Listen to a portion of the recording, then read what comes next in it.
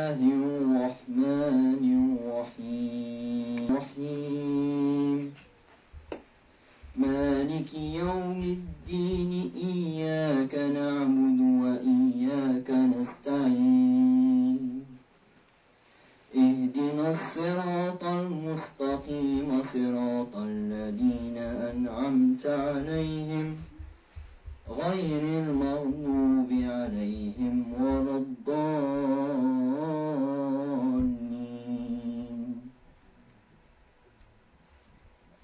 صدق الله.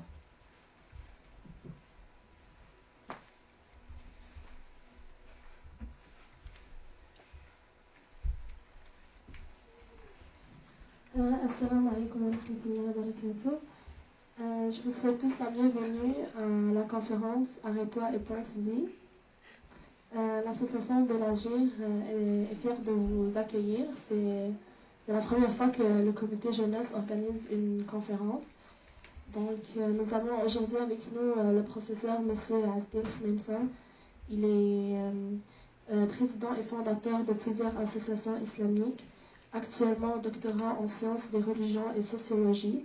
Il est arrivé ici au Canada en 1998. Le professeur M. Asdin nous a préparé un sujet ouvert qui a pour objectif de viser et approfondir la réalité de la jeunesse ici au Canada. Qui sommes-nous? Quels sont nos défauts? Quels sont nos défis? Vers quel chemin nous nous dirigeons? Inch'Allah, après la conférence, chacun de nous ouvrira davantage ses yeux sur sa propre personne et qu'Allah nous guide, Inch'Allah. Merci.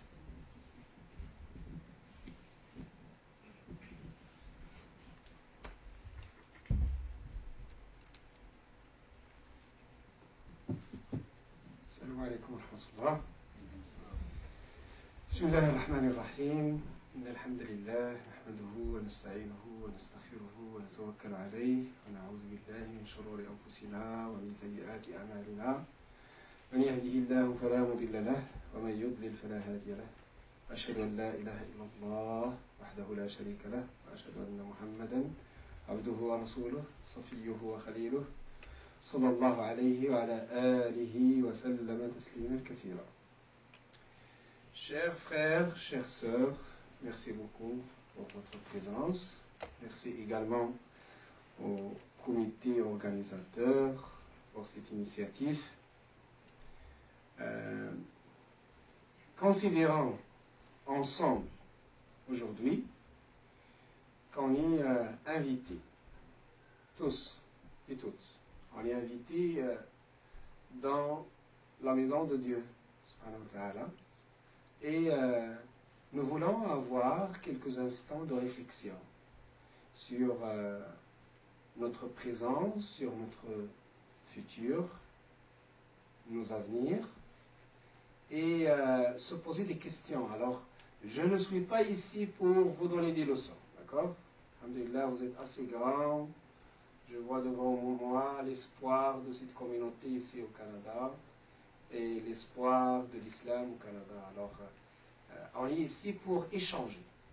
Donc, je vais essayer de mon mieux de vous présenter quelques idées que j'ai rassemblées en se basant sur plusieurs contacts avec des jeunes comme vous, à l'université ou bien dans d'autres centres.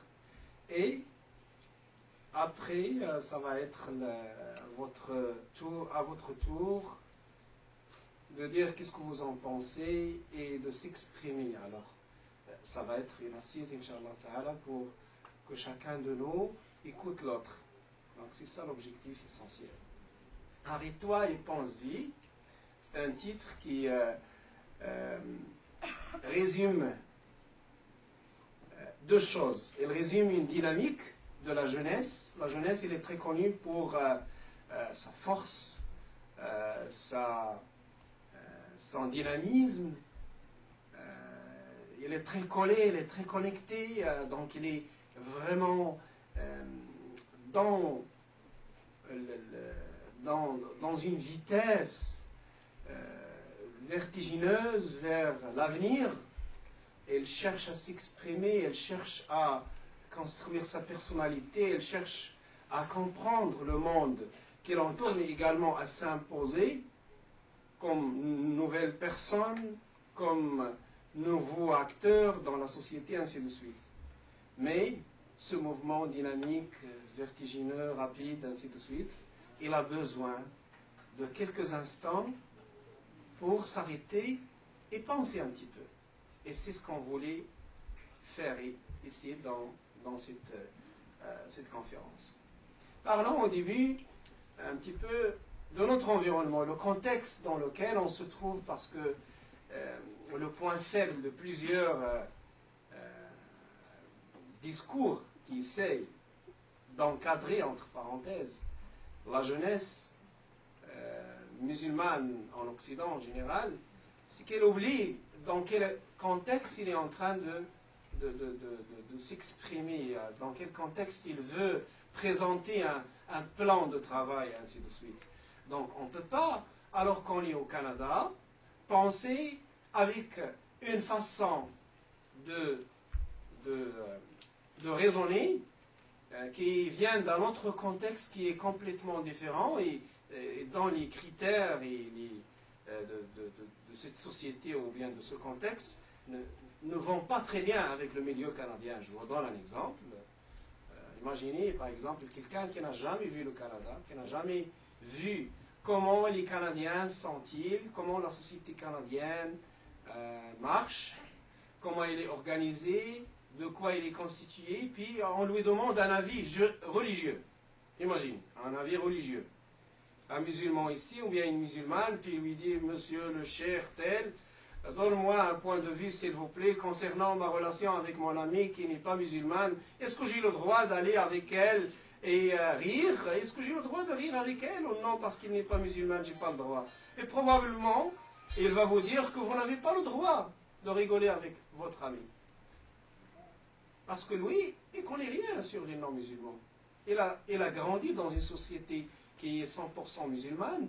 Et il croit que les non-musulmans sont tous des personnes qui sont dangereuses, qui sont prêtes à dévier votre religion, ainsi de suite, ainsi de suite. C'est pour ça qu'on parle de notre contexte. Quand on parle de notre contexte, il y a deux choses. Il y a la réalité, mais il y a également la vision. On va parler d'abord de la réalité. La réalité, c'est qu'on est une minorité, d'accord? Les musulmans, en général, on parle d'environ 1 million de musulmans au Canada. Les statistiques, je vous dis une chose, si vous allez sur Google, sur les sites internet, vous essayez de chercher, vous ne trouverez pas de chiffres, parce que c'est très difficile d'interpoler les statistiques de Statistique Canada pour chercher la religion, étant donné qu'il n'est pas obligatoire de parler de sa religion dans les différents recensements que Statistique Canada fait ici. Ce qui fait que, en général, on va connaître probablement votre pays d'origine, mais imaginez, un Marocain, est-ce qu'il est musulman ou juif? C'est très difficile à définir parce qu'il y a plus que 30 000 juifs marocains au Canada, par exemple.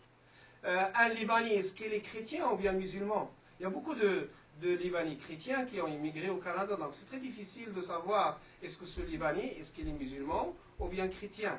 Et la même chose pour les Égyptiens, pour les Indiens, est-ce qu'il est musulman ou bien hindou, ainsi de suite. Donc, étant donné ces difficultés de trouver les bons chiffres, ce sont des chiffres approximatifs. Il y en a qui veulent minimiser l'existence des musulmans au Canada, alors ils vont parler comme de 400. Il y en a qui vont exagérer pour faire peur, probablement, qui vont parler d'1,5 million, ça augmente d'une façon dangereuse, ainsi de suite.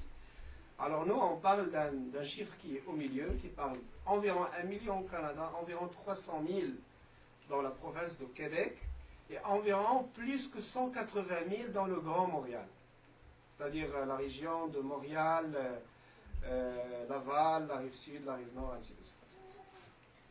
Le résultat, c'est qu'on est une minorité. Donc, on représente 1 million par rapport à comme 31 millions, 32 millions de Canadiens. Et au Québec, on représente comme 300 000 dans une population d'environ 7 millions d'habitants. Ça, c'est la réalité. Le problème, c'est que cette réalité, parfois, il pousse la personne à toujours être dans la défensive. on est une minorité, alors il faut qu'on suive la majorité dans sa façon de faire, sa façon de voir, ses choix au niveau d'art, au niveau musique, au niveau cinéma, au niveau sa façon de s'habiller, ainsi de suite. Et également, probablement, même au niveau de croyances, et légendes urbaines, les vampires et tout. Donc, là, il y a le deuxième point dont je voulais parler en ce qui concerne le contexte. Il y a deux façons de voir notre relation avec cette société qui est majoritairement non musulmane. Il y a une vision qui est issue de notre héritage de fiqh, ainsi de suite, et qui dit toujours que le monde, la terre, il est divisé en deux mondes. Le monde musulman, d'accord, qui est le lieu de la paix, et le monde non musulman qui est le lieu de la guerre. C'est-à-dire on est toujours en guerre avec eux. Ou bien le monde de l'islam, dans l'islam, et le monde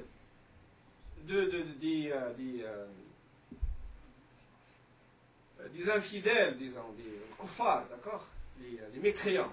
Alors, il y a le monde de l'islam et le monde de la mécréance. Mais ça, c'est une vision qui était issue d'une dynamique de conflit à cause des guerres qui étaient entre les différents peuples. Si on veut construire un monde où il y a la paix, mais également la justice, mais également la liberté, mais également la dignité humaine, là, il faut qu'on cherche une autre façon de parler de ces différentes parties du monde. D'accord?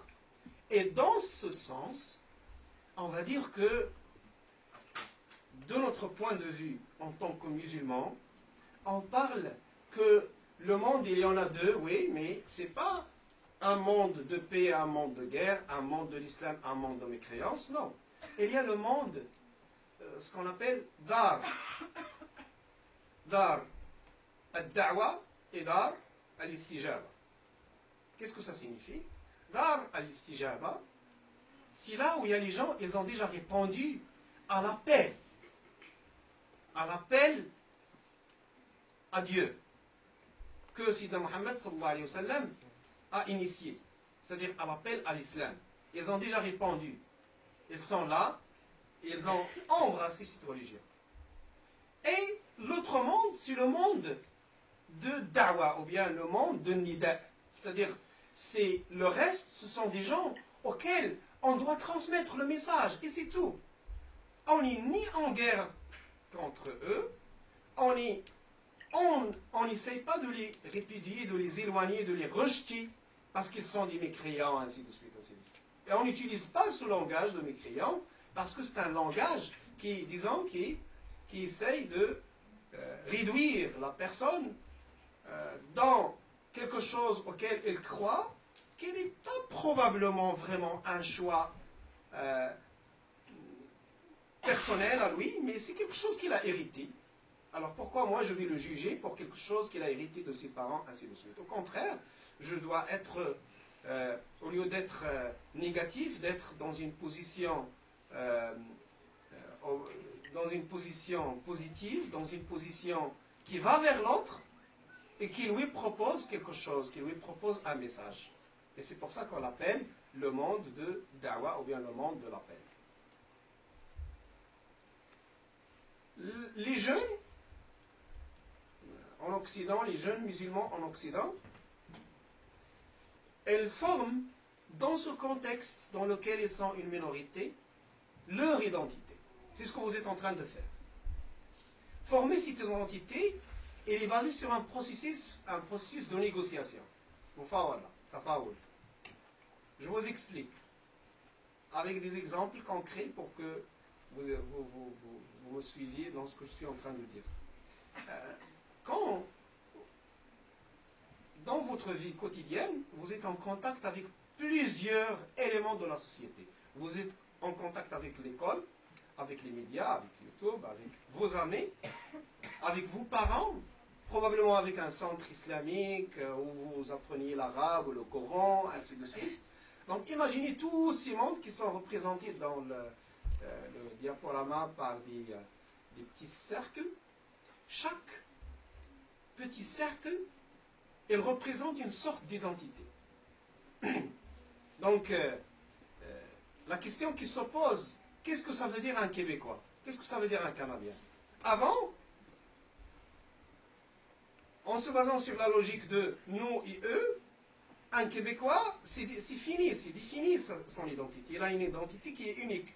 Un Québécois, c'est quelqu'un qui est francophone, ses parents, ils sont issus de la France, sa religion, c'est un chrétien catholique, d'accord? Ainsi de suite. Son histoire, il est connu, ainsi de suite. Maintenant, on se pose la question, c'est quoi un Québécois? Vous êtes des Québécois, je pense. C'est quoi un Québécois? Il est très difficile de dire qu'un Québécois, c'est quelqu'un qui est issu de la France, qui est catholique, qui est ainsi de suite. C'est très difficile.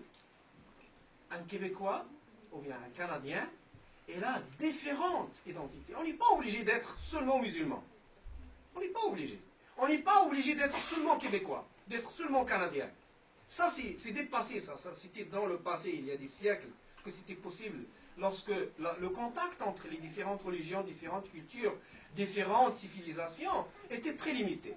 Maintenant, on parle d'une identité qui est multiple et qui est le fruit de ce processus dont je vous ai parlé, ce processus de négociation. Qu'est-ce que ça veut dire négociation? C'est que durant votre vie, vous êtes en train de négocier.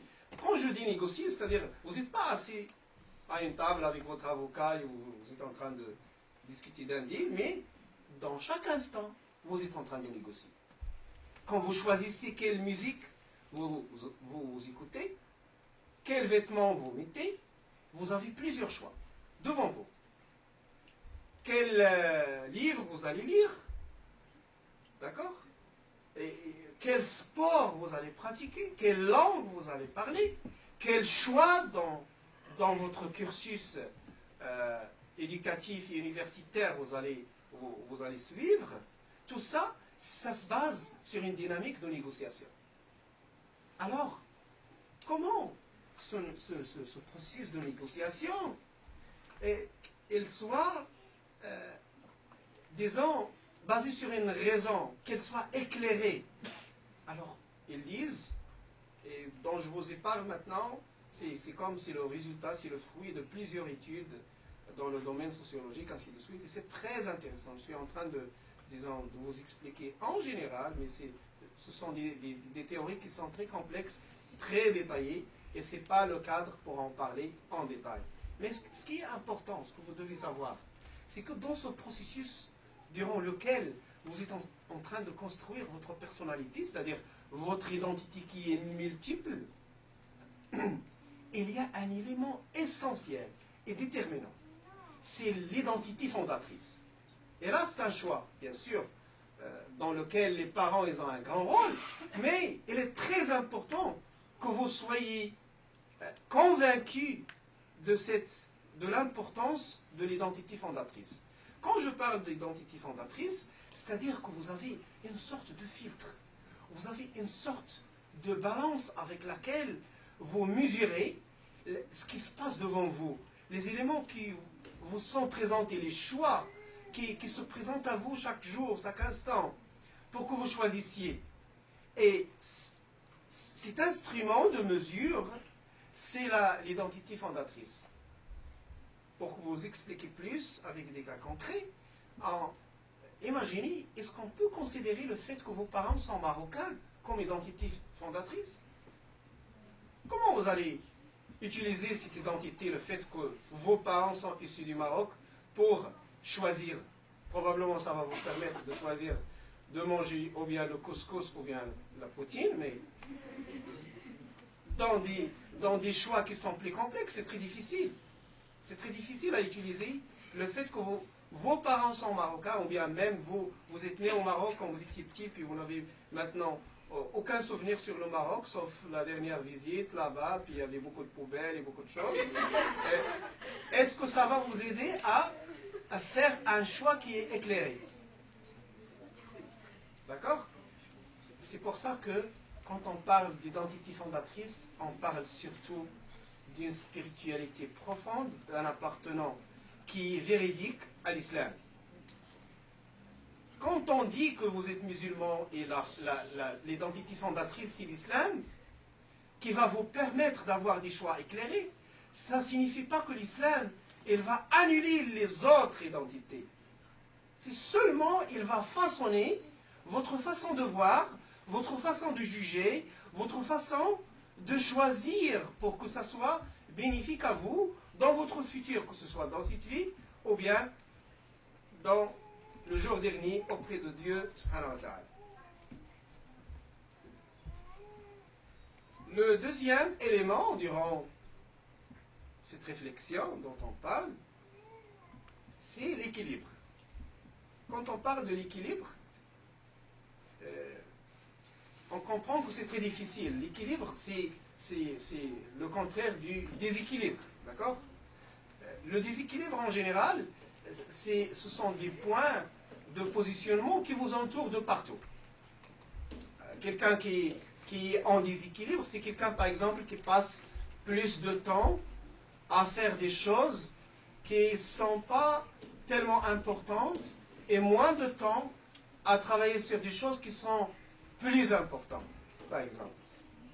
Quand on parle d'équilibre, moi je parle surtout d'équilibre, disons, de type spirituel. Ce qui se passe maintenant dans notre communauté, nous avons des discours qui sont extrêmes, qu'on présente aux jeunes, qu'on présente également aux adultes. Il n'y a pas de grande différence. Mais le plus important, ce sont des discours extrêmes. Il y a le discours, disons, de l'isolement. Nous, on est des musulmans, on vit ici, et si on ouvre ici une parenthèse, et on revient un petit peu en arrière, on va comprendre que ce discours d'isolement, il est basé sur le fait qu'il y a deux mondes, le monde de l'islam et le monde de la mécréance. D'accord? Et qu'un musulman, il ne doit pas avoir d'amis ici, il doit avoir comme une sorte d'isolement par rapport à sa société, ainsi de suite, et comment il s'habille, comment il fait et tout. Il ne prend aucun élément de sa société, il se base seulement sur des modèles de façon de s'habiller qui viennent de pays arabo-musulmans, mais ce sont des choix au niveau des vêtements, au niveau de la culture, au niveau de beaucoup de choses dans notre vie qui ne sont pas forcément en relation avec la religion, mais plutôt en relation avec la culture, les traditions, ainsi de suite. Et là, quand on parle d'équilibre, comment on va chercher l'équilibre entre ce discours extrême et un autre discours extrême qui vous dit, nous, en tant que Québécois, Canadiens, ainsi de suite, si on veut vraiment être intégrés, entre parenthèses, c'est le discours de l'assimilation. On doit vraiment fondre, être fusionné dans la société. On doit suivre la société dans tous les choix qu'il fait. On doit laisser de côté notre religion, nos croyances, notre culture, notre tradition, notre histoire, notre héritage. Tout ça, on doit le laisser de côté pour qu'on soit accepté dans une société. Alors, je vous assure une chose, vous ne seriez jamais accepté dans la société. Parce que les gens, ils ne vous respecteront jamais. Parce que vous avez laissé tomber des éléments qui sont essentiels dans votre identité pour embrasser les leurs. Et ça, c'est la façon de faire du faible. Nous, ce qu'on veut, c'est quelqu'un qui est en équilibre au niveau de son éducation, c'est-à-dire que tout en respectant la société dans laquelle ils vivent, tout en prenant en considération comment cette société elle vit, comment ils s'habillent, qu'est-ce qu'ils entendent, qu'est-ce qu'ils aiment, comment ils vivent, ainsi de suite. En même temps, on prend en considération l'identité fondatrice dont on a parlé, c'est qu'on est d'abord, on appartient à Dieu. On n'appartient pas forcément à l'Algérie, au Maroc, à la Tunisie, au Liban, ainsi de suite. Mais on appartient à Dieu. On appartient à Dieu, subhanahu wa ta'ala. Et le fait de cette appartenance à Dieu, elle nous donne des éléments qui vont enrichir la société canadienne. Donc, au lieu que je sois assimilé et au lieu de fondre dans cette société, je deviens un élément actif. J'accepte, selon des principes que j'ai, selon des valeurs que j'ai, et en même temps, je contribue dans cette société avec mes valeurs, avec ma morale, avec ma spiritualité, avec plusieurs côtés moraux dans ma personnalité, ainsi de suite. Donc on parle de deux choses, comme vous voyez dans le diaporama, on parle de bornes, on parle de pièges. Les pièges, c'est ce dont j'ai parlé, une sorte d'extrémisme qui vous dit l'islam c'est tel, au niveau des textes, ainsi de suite. Alors qu'il y a le texte, mais également notre façon de comprendre. Notre façon de comprendre, elle est influencée par notre contexte. Donc la façon de comprendre plusieurs textes, la majorité des textes du Coran et de la Sunna, ils sont toujours influencés par la culture, par les traditions, par le contexte social, ainsi de suite. Quelqu'un, il lit un hadith en Arabie Saoudite, c'est pas comme quelqu'un au Canada. Sidna Mohammed sallallahu alayhi wa sallam, il ne nous a pas forcé de penser comme lui. Il nous demande qu'on soit sage à un certain niveau, profond, pour qu'on comprenne l'essence de ce hadith et on essaye de l'appliquer dans notre environnement, dans notre société, tout en restant en harmonie avec ce qui nous entoure. Et il y a, comme je vous ai dit, le discours de décadence. Et entre eux, il y a également le discours d'absence. Qu'est-ce que ça veut dire le discours d'absence? C'est ça c'est le discours dans l'identité fondatrice, c'est le fait que mes parents sont marocains. Ouais, je suis marocain, bon, j'aime le couscous, j'aime le kaftan, j'aime le djellaba, d'accord? Mais je ne prends pas l'essentiel de cette identité qui est à la base de cette identité, qui est l'islam, et qui est plus important. Et je me colle à des choses qui sont, disons, secondaires, ainsi de suite. Et il y a également des bornes, des sortes de limites qui nous entourent, on ne doit pas dépasser. Donc, si je m'enfonce vers un zuhd extrême, c'est-à-dire un isolement spirituel, j'aime les mosquées, mais je reste dans la mosquée, je lis le Coran, mais je ne lis pas d'autre chose, je fais la prière, mais je ne suis pas en contact avec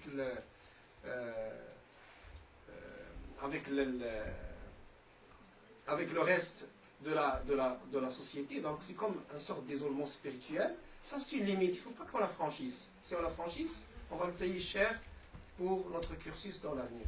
Et il y a également l'action extrême. Et ça, on le voit également chez les jeunes, beaucoup, dans notre communauté, dans la société en général.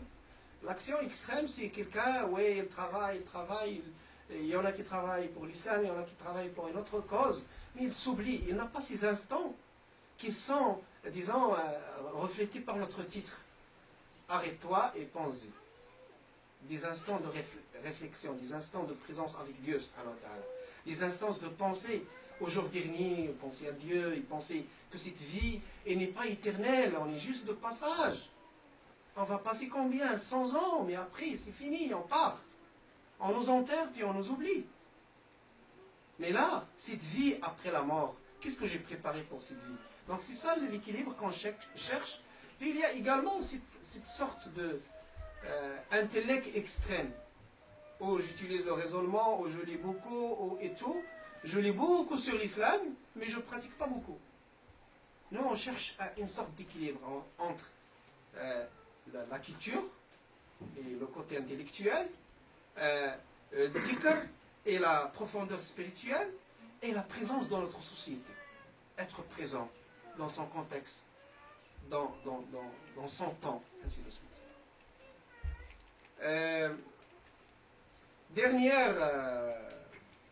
Dernier point, il concerne le cursus, disons, pédagogique. Et ça, c'est très important. Pourquoi je voulais parler de ça, mais je ne vais pas détailler sur ça, seulement je vais faire quelques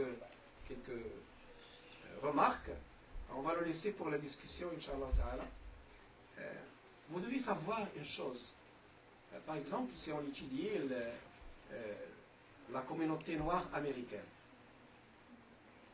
pendant des années, ils sont libres, ce sont des citoyens, ils votent, ils sont dans la société et tout, mais on remarque qu'il y a comme sorte de patterns qui se reproduisent. Ces patterns, c'est les patterns par exemple de la criminalité, les patterns d'un niveau qui est très bas de scolarité, et ainsi de suite. Et on se pose la question, comment ça se fait que ces gens, ce sont des citoyens américains, en plein citoyens, mais ils sont toujours, disons, écrasés par ces phénomènes sociaux. Pour comprendre ça, il y a une sorte de reproduction. Parce qu'on est dans une communauté où la plupart des gens, par exemple, ils travaillent dans une sorte de secteur d'activité, on a tendance à reproduire ce que nos parents font, à ne pas demander plus, à ne pas aller plus loin, à ne pas chercher quelque chose qui nous amène plus vers le centre, le cercle orange, vers le centre de la société. On reste à la périphérie. Parce que, et ça, quand on parle d'amitié, pour quelqu'un, pour un musulman, il n'y a pas grande différence entre l'amitié. Il n'y a pas grande différence pour Allah subhanahu wa ta'ala entre quelqu'un qui conduit, par exemple, un taxi et quelqu'un qui est médecin. Il n'y a pas grande différence. Peut-être que celui qui conduit le taxi, Allah subhanahu wa ta'ala, il l'aime beaucoup, et lui qui est médecin, et les deux sont musulmans. Pour Allah subhanahu wa ta'ala, il n'a pas de valeur parce que il n'est pas véridique dans sa spiritualité, dans sa relation avec Dieu subhanahu wa ta'ala. C'est pas de ça qu'on parle. Mais nous, si on parle de l'avenir de l'islam, il faut qu'on soit au centre. C'est très important. Pour être au centre, il y a des choix dans nos carrières, dans notre façon d'étudier, dans notre façon de choisir les métiers, ainsi de suite, qui sont très importants. On ne veut pas que tout le monde soit médecin et avocat. C'est pas ça que je dis. Mais je dis qu'on ne doit pas rester dans la marge de reproduction des patterns qu'on a vus chez nos parents. Parce que nos parents, quand ils sont venus ici, ils étaient, disons, influencés par leur situation. Ils étaient des immigrants. Vous n'êtes pas des immigrants. Il était des immigrants et puis il avait toute une trajectoire de changement de pays, de diplômes, beaucoup de problèmes qui les ont probablement poussés à faire des choix de carrière. Alors, on n'est pas obligé de faire les mêmes choix. Il faut qu'on se repositionne pour aller au milieu. Si on est au milieu, on va avoir un bon impact dans notre société. Et on va être présent partout. Et l'islam, il n'y aura plus ce qu'il appelle maintenant l'islamophobie. Il n'y aura plus. Parce qu'on sera présent partout et on ne fera pas peur aux gens. Parce qu'on sera pris d'eux. On va travailler avec eux aux hôpitaux, dans les écoles, dans tous les secteurs de la société. Mais si on laisse des secteurs de la société dans lesquels notre pourcentage il est très faible, c'est là où les gens qui travaillent dans ces secteurs, qui vivent dans ces couches sociaux, ils vont développer une sorte de peur des musulmans et de l'islam, et les médias vont trouver la tâche facile pour, disons, incriminer l'islam, ainsi de suite. Donc ça, c'est, grosso modo, j'ai essayé de parler de plusieurs sujets qui vous touchent. Probablement, vous êtes déçus parce que je n'ai pas parlé de beaucoup de choses que vous aimiez. Alors, si vous aimez quelque chose d'autre, parlons-en, d'accord? Essayons d'en parler dans l'échange. Et j'invite mes frères et mes sœurs à s'exprimer, Inch'Allah Ta'ala, à échanger, parce que c'est ça l'objectif essentiel de cette conférence. Assalamu alaikum wa rahmatullah.